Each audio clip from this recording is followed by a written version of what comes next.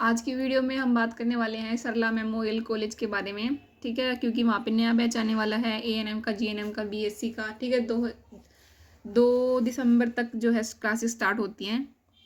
तो मेरा जो बैच था वो था 2019 से 2022 तक का। ठीक है, 2019 के 15 नवंबर को मैंने एडमिशन लिया था वहाँ पे। और मैं हॉस्टल गई थी, पीडीएम गई थी 1 दिसंबर 2019 को। मेरी क्लास लगी थी 2 दिसंबर 2019 को। और उसके बाद मैंने 3 महीने तक लगातार क्लास अटेंड करी थी। 2020 की जनवरी और फरवरी और मार्च में भी हमारी क्लासेस लगती थी, लेकिन उसके बाद लॉकडाउन स्टार्ट हो गया था। तो फिर हम 1 साल तक घर ही थे। पूरे 2020 हमने घर पे निकाला है। हमारी फर्स्ट ईयर की ऑनलाइन क्लासेस लगती थी। तो टीचर ने हमें इन्फॉर्म कर दिया था कि हमारे पेपर जो हैं वो लॉकडाउन के बाद हो जाएंगे। तो हमने साथ साथ स्टडी करी, नोट्स भी बनाए थे फर्स्ट ईयर में। ठीक है, मेरे पास नोट्स थे एनाटमी के और CHN के भी नोट्स थे मेरे पास उस टाइम। और साइकेट्रिक नर्सिंग के भी मैं नोट्स बनाया करती थी। और मैं साथ साथ यूट्यूब पे वीडियोस भी बनाना स्टार्ट करा था उस टाइम पे लॉकडाउन के दौरान। ठीक है, मैं साथ साथ वीडियोस बनाती थी और साथ साथ पढ़ती थी खुद भी। ठीक है, तो उसके बाद जब हमारा लॉकडाउन कंप्लीट हुआ तो 2021 के अगस्त में हमारे पेपर हुए थे अग्रोहा में, MAMC में। ठीक है, तो मेरा लक अच्छा रहा, मेरे बहुत अच्छे मार्क्स आए, मैंने क्लास में टॉप भी किया। और उसके बाद हमारी क्लास स्टार्ट हुई थी सितंबर 2021 में हमारी सेकेंड ईयर की क्लास स्टार्ट हुई थी। हमारे टीचर्स थे MSN 1 के MSN 2। सेकेंड ईयर में हमारे सब्जेक्ट आ जाते हैं MSN 1, MSN 2 और पीडियाट्रिक नर्सिंग आ जाती है, साइकेट्रिक नर्सिंग आ जाती है। बहुत अच्छे टीचर्स थे, मुझे साइकेट्रिक नर्सिंग जो सब्जेक्ट था वो बहुत पसंद था।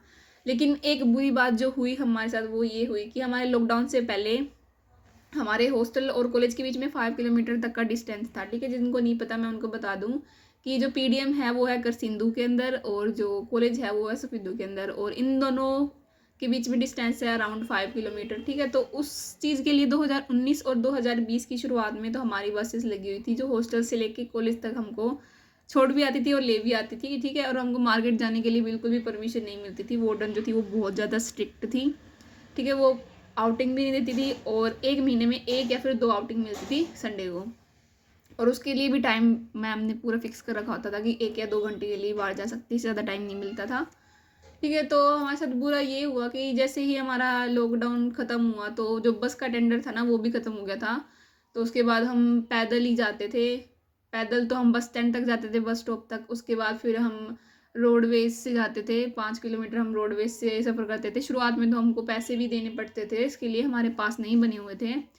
ठीक है, तो हम ऐसे ही करते थे कि रोज़ रोडवेज से जाना, रोज़ रोडवेज से आना कॉलेज से। और इस चीज़ में दिक्कत भी होती थी, कभी क्लासेस अटेंड कर पाते थे, कभी क्लासेस अटेंड नहीं भी कर पाते थे। मैडम भी हमको डांट देती थी, क्लास से बाहर खड़ा कर देती थी लेट आने की वजह से। लेकिन हमारे हाथ में कुछ भी नहीं था क्योंकि रोडवेज तो अपने टाइम से ही आती थी। ठीक है, और क्योंकि हमारे कॉलेज में उस टाइम बहुत सारी लड़की आ गई थी, हम भी सेकंड ईयर में हो गए थे, हमारे भी सीनियर्स थे, हम भी खुद किसी के सीनियर्स बन चुके थे क्योंकि हमारे फर्स्ट ईयर के स्टूडेंट्स भी आ गए थे। तो बहुत सारे बैच हो गए थे, ANM first year, ANM second year, GNM first year, second year, third year, BSc first year, second year, third year और फोर्थ ईयर, 4 तो वही बैच हो गए थे। बहुत भीड़ हो जाती थी बच्चों की, तो कॉलेज से आने जाने में बहुत दिक्कत होती थी।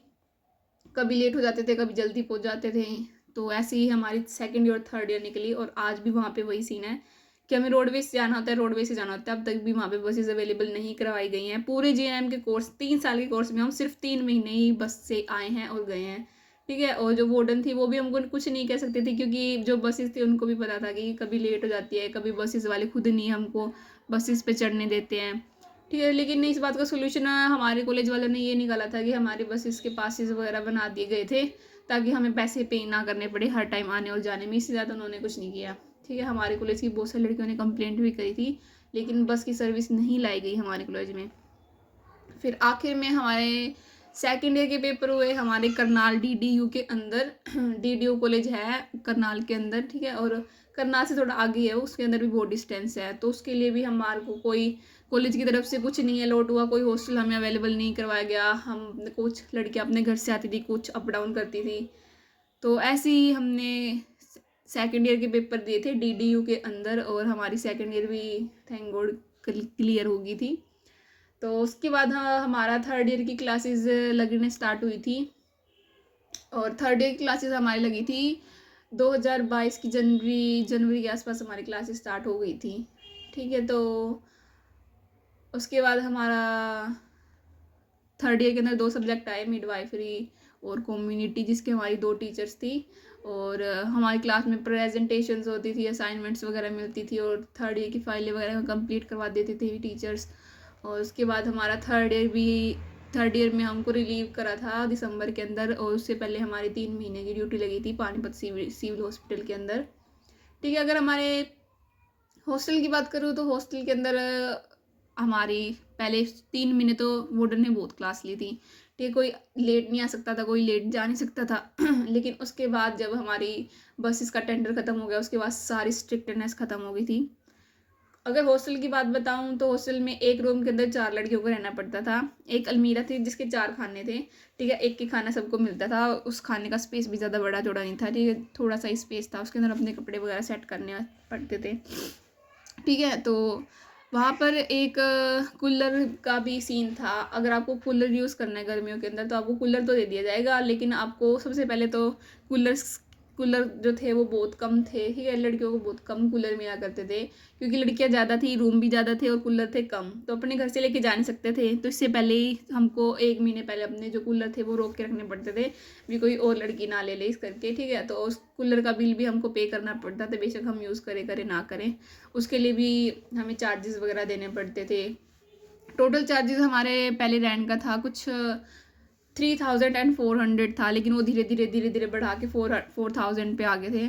हमने पानीपत में जब तक ड्यूटी करी तो हमें प्रेम कॉलेज मिला हुआ था। प्रेम कॉलेज पानीपत में ही है, और वहाँ की हम फीस देते थे अराउंड 5000 to 6000 पर मंथ।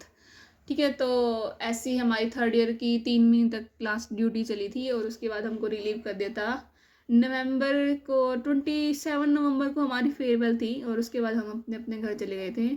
और पिछले साल 27 नवंबर 2022 को हमारी फेयरवेल थी, और अब हमारे पेपर हुए थे 12 सितंबर 2023 को। पूरे 9-10 महीने के बाद हमारे पेपर लिए गए थे, जब से हमको रिलीव करा था।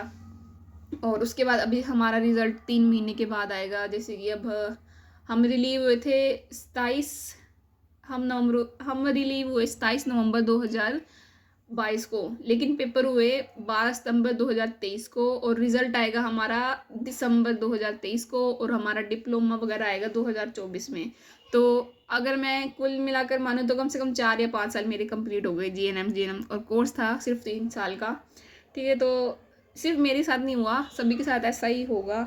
अब तक जिनके साथ, अब सभी के साथ यही सीन होता आया है, मेरे साथ भी ऐसा हुआ है, और हो सकता है आगे फ्यूचर में भी सबके साथ यही हो। तो हो सकता है मैं एक स्टोरी टाइम वीडियो बना दूँ इस पे, सरला मेमोरियल कॉलेज पे। अगर आप इंटरेस्टेड हो तो प्लीज़ कमेंट में बताना, अगर तुम्हें कोई ऐसी चीज़ जाननी हो सरला मेमोरियल कॉलेज या हॉस्टल के बारे में। I'll wait for your comment. Thank you so much for watching this video till the end. Thank you so much. Bye bye. See you.